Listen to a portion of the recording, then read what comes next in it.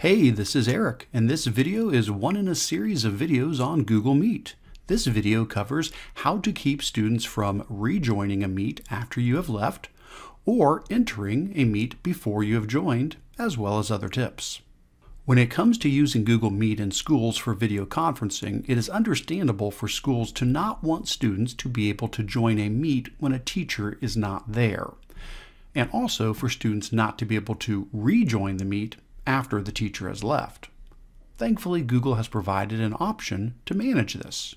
Now, this video is to show teachers how to do this, but be aware there are some settings that your tech administrators will need to adjust before this will work.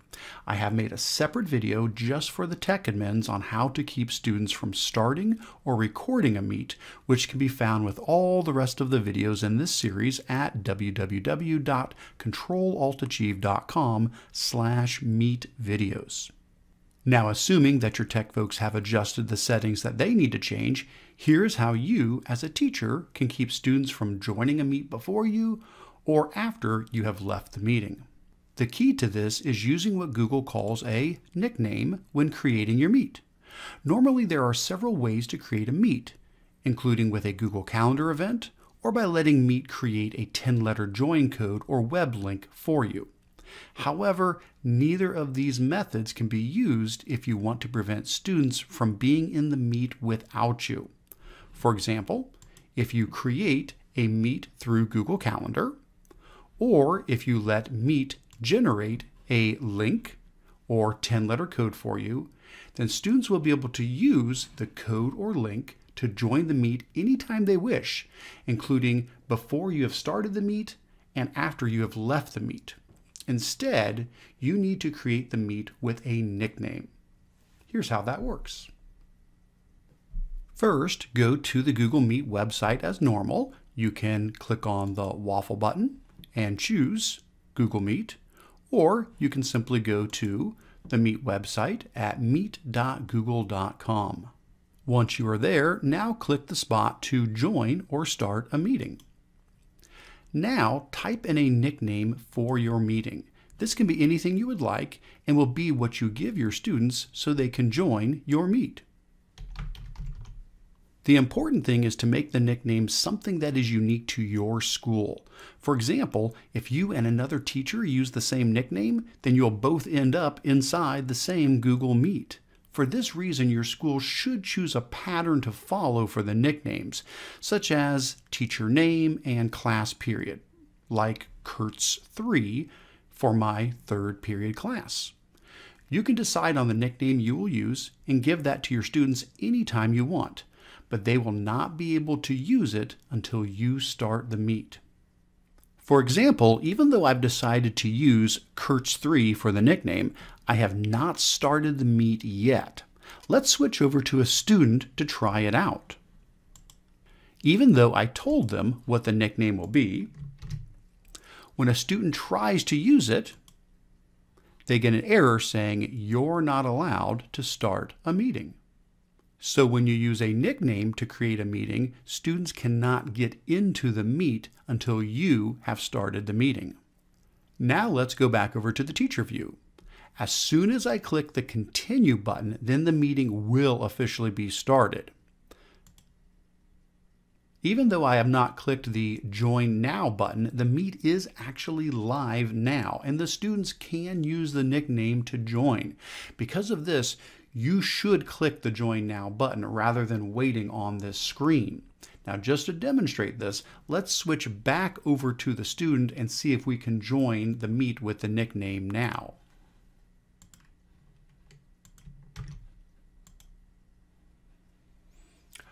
And there we go. As you can see, the Meet is actually live and the student could join. So let's come back over here to our teacher view, and we will go ahead and click the Join Now button as the teacher so that the students are not in there without us. At this point, we can run the Hangout Meet as normal, providing a lesson, having a meeting, answering questions, presenting our screen, and more.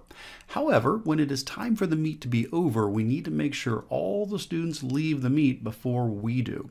We can simply wait for all the students to disconnect, Or if needed, you can remove a student by going up to the top right-hand corner and clicking on the People button, and then finding the students who have not left, clicking on the down arrow next to each student, and then clicking on the Remove button.